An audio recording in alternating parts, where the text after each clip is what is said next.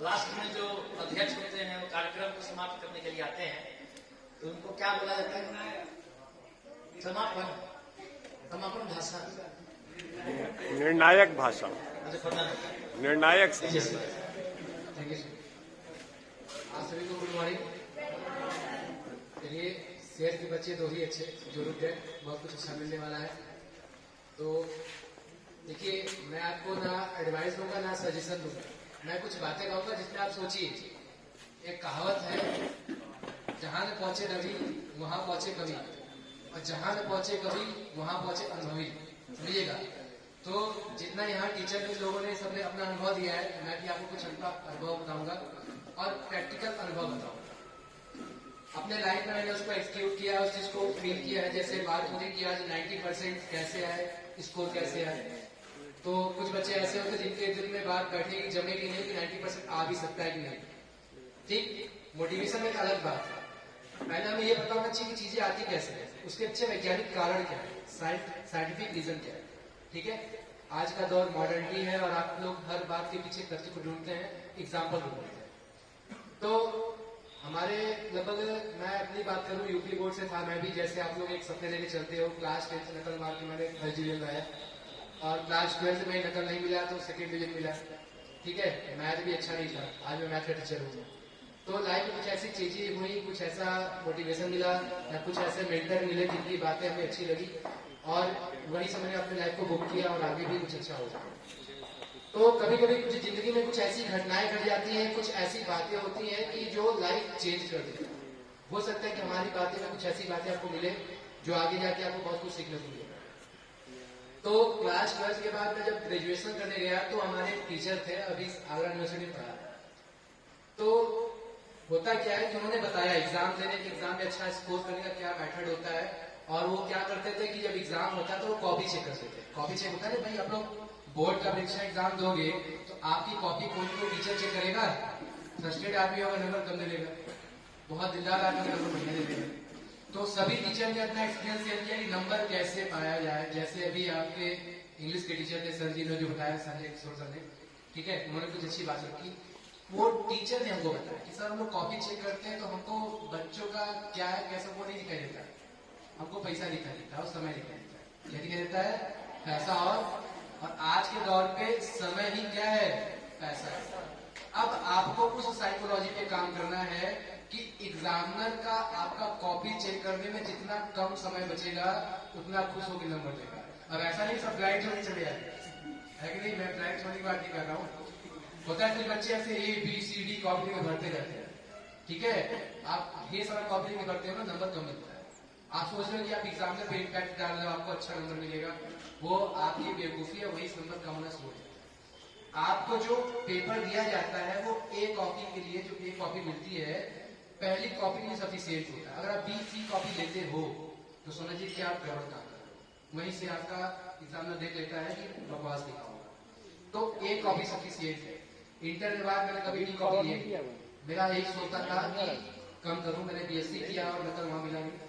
और मैंने वही जो उनकी बातें दिमाग में रखी और मैंने उस चीज को फॉलो किया। मैंने सेकंड टॉपर BSc, ठीक है, जो बंदा नकल मार के फर्स्ट सेकंड आया था वो टॉपर बना। ठीक है, उस समय 60% के लिए मिलता था, वो 72% मिला था। तो मैं उस विज्ञान को समझ गया, उस विज्ञान को समझ गया।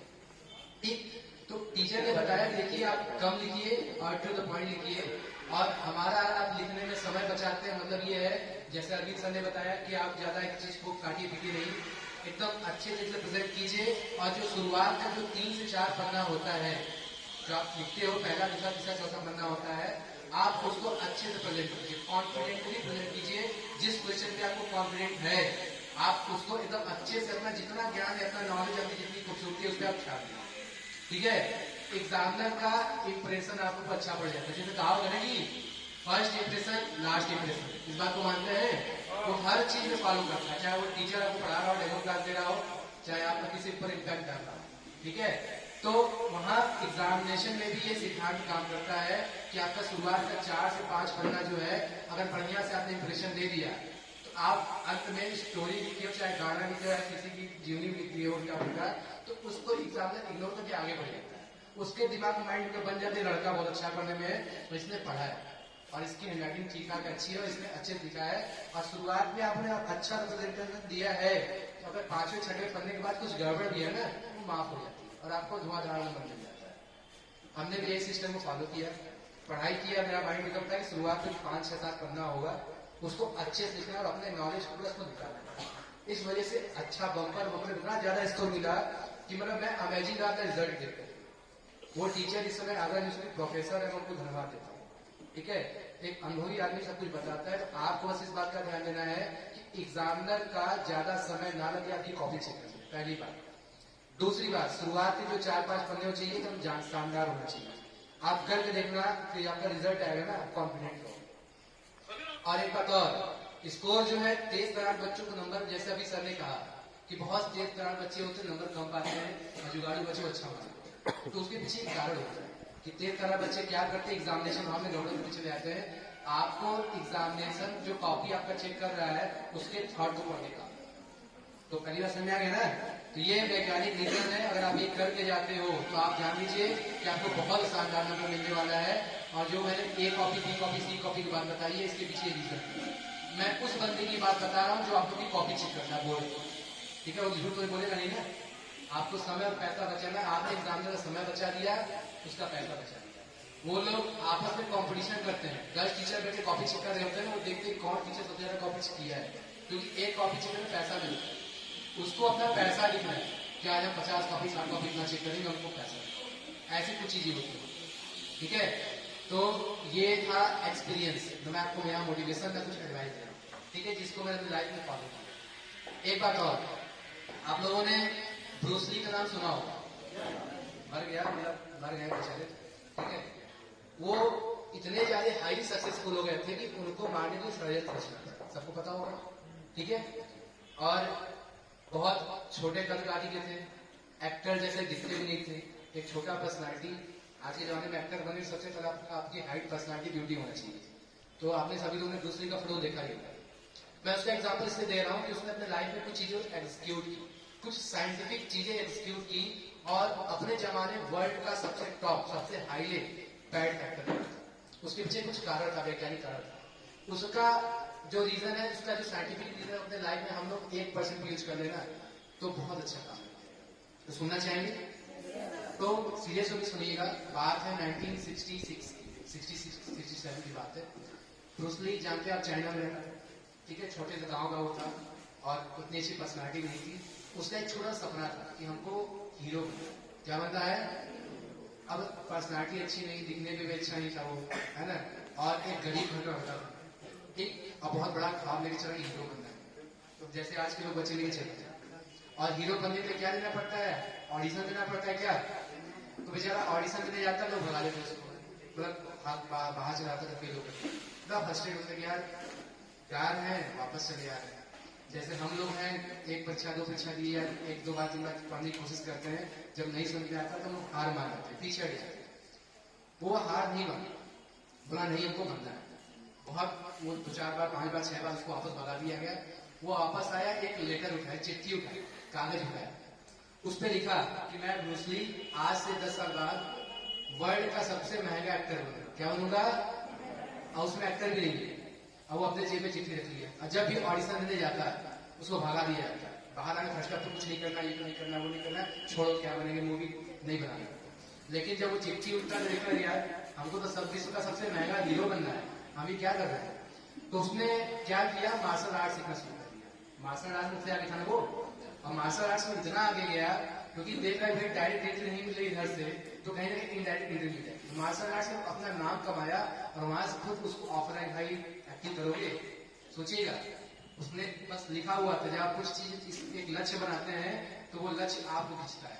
आपको लगता है कि आप लक्ष्य को खींच रहे हैं, लेकिन उस पर आपको लक्ष्य जो आप बनाते हो वो लक्ष्य आपका टेस्ट खींचता है।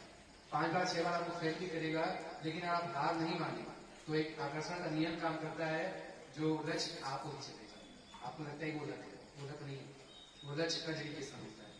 तो उसने यही काम किया और एक्टिंग करना शुरू किया। करते करते जब भी लाइफ में उसके सामने हताशा होता था तो अपना चिट्ठी उठाता था, पता नहीं यार हमको तो हीरो बनना, वो भी विश्व का सबसे महंगा हीरो। उस लेवल को मेहनत करता था और 10 साल नहीं 9 साल की सबसे हाईली हीरो बना, हाईली पैड हीरो बना।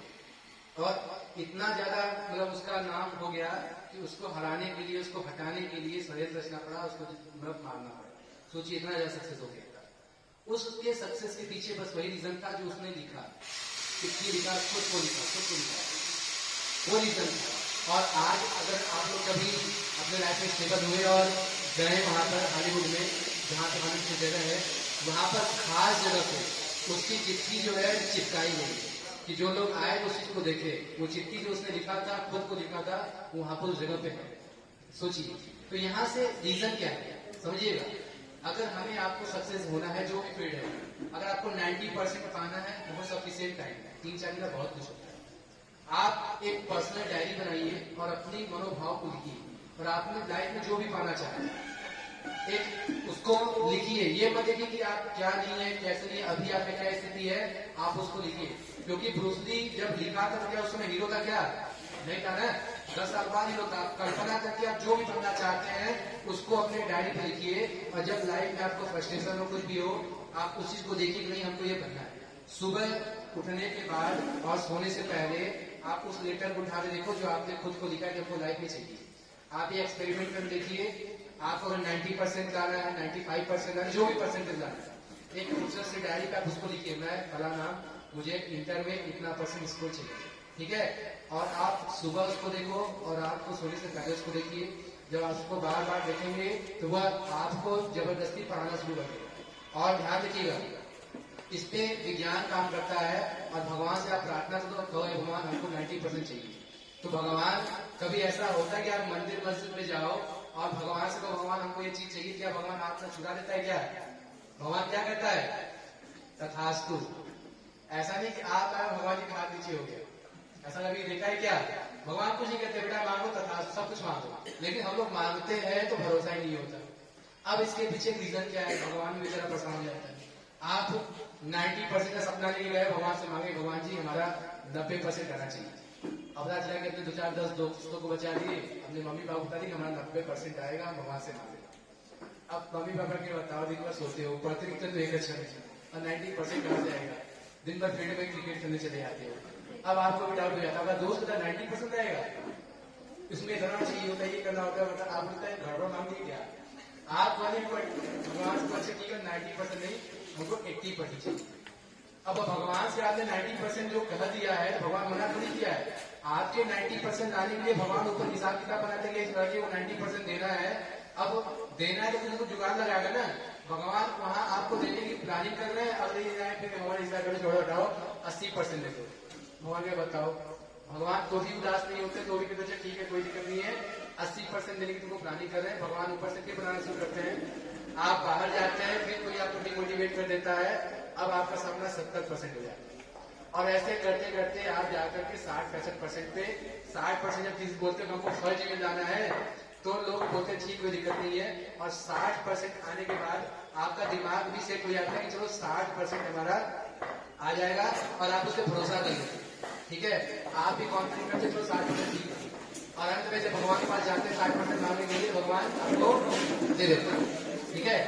चलिए इसी बात पे हम आपको यहाँ पे क्लोज करते हैं। होना चाहिए शुरुआत में लास्ट में दिया गया, तो अभी ठीक है। जो मैंने 2-3 बातें बताई हैं, ये आकर्षण के नियम पे काम करता है। घर पर जाइए और एक अपना पेपर उठाइए और उस पर लिखिए कि आपको 90% चाहिए, ठीक है।